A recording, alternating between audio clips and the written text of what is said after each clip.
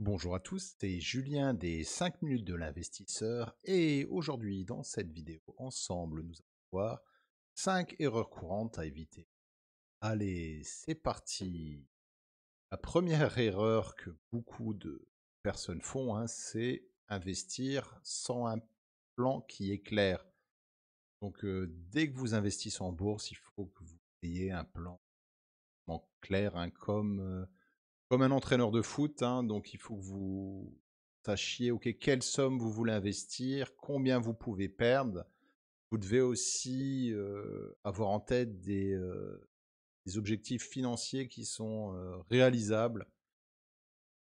Là, lorsqu'on voit que le S&P 500 a une croissance de performance de 8 par an et que votre, livret A vous donne 1 par an, voilà, il faut que vos objectifs soient entre les 2, entre 1 et 8. C'est très dur, choisissant vous-même l'action ou la chance, faire des performances de 20, 25, 30. Voilà, ayez des objectifs qui sont réalistiques. Visez le long terme. Il faut que vous visiez, lorsque vous investissez en bourse, les 5, voire les 10 prochaines années. Viser le long terme, ça sert à rien de viser le court terme. Il y a énormément de fluctuations en bourse, voire le très long terme. Évitez les décisions impulsives ou émotionnelles, par rapport à une nouvelle concernant une entreprise ou parce que vous avez une performance exceptionnelle, 20 à 30 et tout vend. Ne soyez pas impulsif. Warren Buffett dit toujours que la bourse est un jeu où les patients gagnent, où l'argent se transfère entre les impatients et les patients. Voilà, donc soyez patient lorsque vous investissez en bourse. Erreur numéro 2, ne pas se diversifier suffisamment, donc investir que dans une compagnie ou que, comme beaucoup le font, dans des actions liées au PEA et basées simplement en France. Donc voilà, il faut que vous investissiez dans plusieurs compagnies, dans plusieurs ETF. Donc, je dis toujours que voilà, si vous investissez jusque 10 000 euros, c'est très bien d'avoir 10 compagnies, d'avoir deux ETF. Investissez dans plusieurs pays, voire plusieurs régions du monde. On l'a vu actuellement avec les crises énergétiques en Europe ou la guerre en Ukraine. Voilà, si vous mettez simplement vos billes dans un seul panier, vous avez des risques et aussi vous n'allez pas profiter de la croissance d'autres régions du globe. Visez différents types de compagnies. Donc voilà, il y a 3 types de compagnies normalement en bourse. Vous avez les entreprises à croissance, donc ils ont une croissance annuelle de plus de 20%. Tesla, par exemple, les entreprises à valeur, donc voilà, qu'ils ont de la valeur intrinsèque, ont croissance qui est pas exceptionnelle, mais ce sont des entreprises stabiles, par exemple Air Liquide, Apple. Et troisièmement, investissez dans des entreprises qui vous fournissent des dividendes, AT&T par exemple, ou EDF, à dividendes, et surtout aussi investissez dans différents secteurs. Par exemple, si on l'a vu dernièrement, le secteur des banques est touché, ou le secteur de la tech a été touché l'année passée. Donc si vous vous diversifiez et si vous investissez dans différents secteurs pour votre porte-monnaie, voilà, vous aurez moins de risques. Erreur numéro 3, suivre les conseils des autres sans faire ses propres recherches. Surtout suivre les conseils de youtubeurs comme moi. Aïe aïe aïe, ce serait une erreur fondamentale pour vous. Voilà, lorsque vous investissez dans une entreprise, il faut que vous connaissiez le produit. Quel est le produit lié à cette entreprise? Quels sont les bilans financiers de cette entreprise. Est-ce que cette entreprise gagne de l'argent? Est-ce que cette entreprise perd de l'argent? Quels sont les objectifs de croissance de cette entreprise? Est-ce que l'entreprise est actuellement en croissance? Est-ce que l'entreprise est en décroissance? Quelles sont les perspectives de ce secteur pour les prochaines années? Et surtout, n'écoutez pas l'avis des autres, hein. Je me souviens en 2019, lorsque je regardais des vidéos YouTube par rapport à mon investissement sur Tesla, ben, tout le monde rigolait. Voilà, tout le monde rigolait par rapport au futur de Tesla. Tout le monde disait qu'Elon Musk était un fou, que les gens qui allaient investir dans Tesla allaient perdre de l'argent. Voilà, l'avenir a montré que voilà, j'avais raison et que ces personnes-là avaient tort. Donc, n'écoutez surtout pas les autres. Quatrième erreur, hein, c'est vendre ses actions trop rapidement.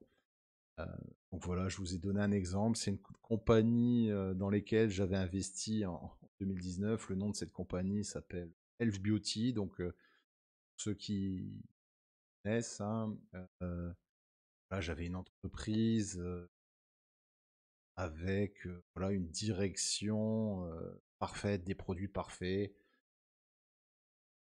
une entreprise en croissance. J'avais pardon, acheté des actions autour de 8 euros, 8,36 $. Hein. Je les avais achetées à cette époque en 2019.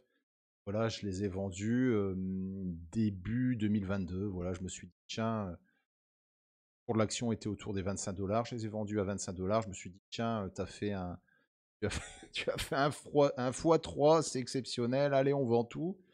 Et maintenant, je vais vous montrer le cours de cette action. Donc voilà, le cours de cette action est maintenant de 88 $. J'avais acheté à 8, j'ai vendu à 25, j'ai fait un x3 alors que j'aurais pu faire un x10. Pareil, cette entreprise,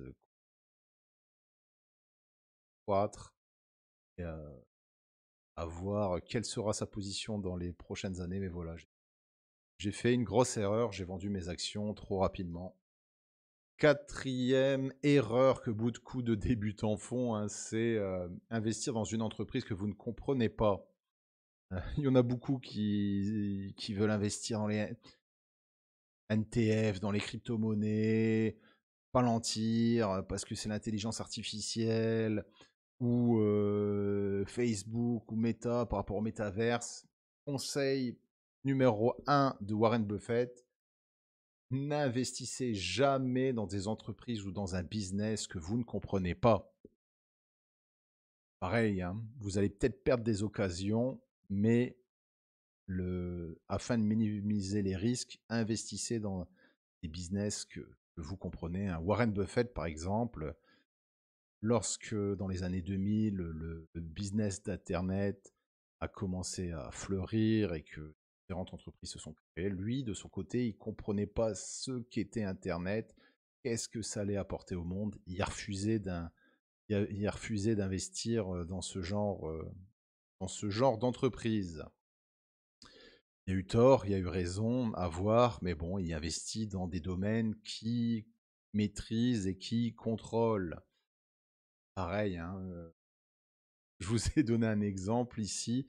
Des fois, il y a des business tout bêtes. Si le business ou l'entreprise travaille bien, si vous avez un chef d'entreprise sérieux, si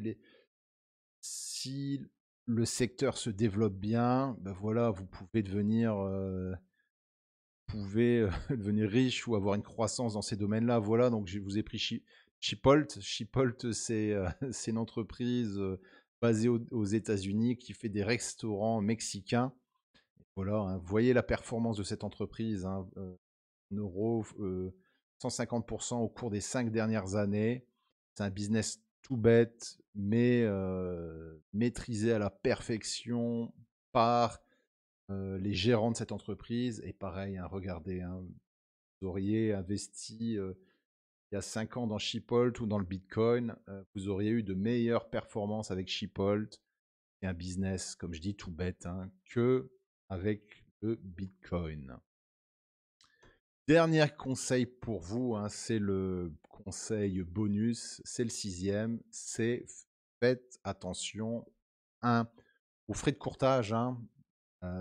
Vos performances peuvent être détruites si le broker, si la plateforme que vous utilisez a des frais de courtage trop importants. Et je vous ai mis deux exemples. Je vais pas citer les brokers, je vais pas citer les plateformes, mais ici, regardez, pour un ordre passé sur le marché américain, les frais ici sont de 6,95 et ici, les frais sont de 1 euro. Donc voilà, hein.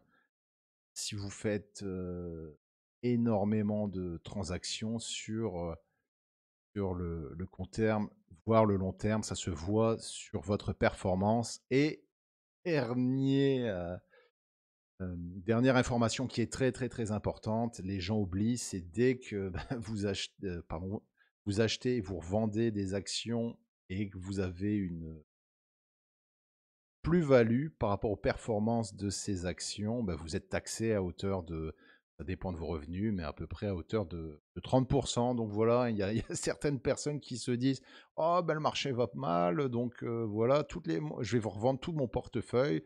N'oubliez pas que si vous vendez tout votre portefeuille, ben, vous êtes taxé à 30% par rapport à votre performance. Donc voilà, ça impacte aussi votre performance. Donc voilà, c'était Julien des 5 minutes de l'investisseur. J'espère que cette vidéo vous a apporté des informations intéressantes. Pour vous, jeunes investisseurs, n'oubliez pas que je fais cette vidéo à titre de divertissement uniquement. Ce ne sont pas des conseils pour investir en bourse. N'oubliez pas, avant d'investir dans une société, dans un ETF, faites votre propre analyse et lorsque vous investissez en bourse, vous avez un risque de perte totale de votre capital. Merci d'avoir suivi cette vidéo jusqu'au bout. N'oubliez pas, liker cette vidéo si vous l'avez aimée. N'oubliez pas à mettre un commentaire et à suivre la chaîne, hein. Voilà, on a actuellement 170 abonnés. Merci à vous, voilà, ça m'apporte du soutien, le fait que vous aimez ces vidéos et que vous suivez la chaîne. Donc, n'hésitez pas à le faire. Merci beaucoup et je vous dis à très bientôt. Ciao.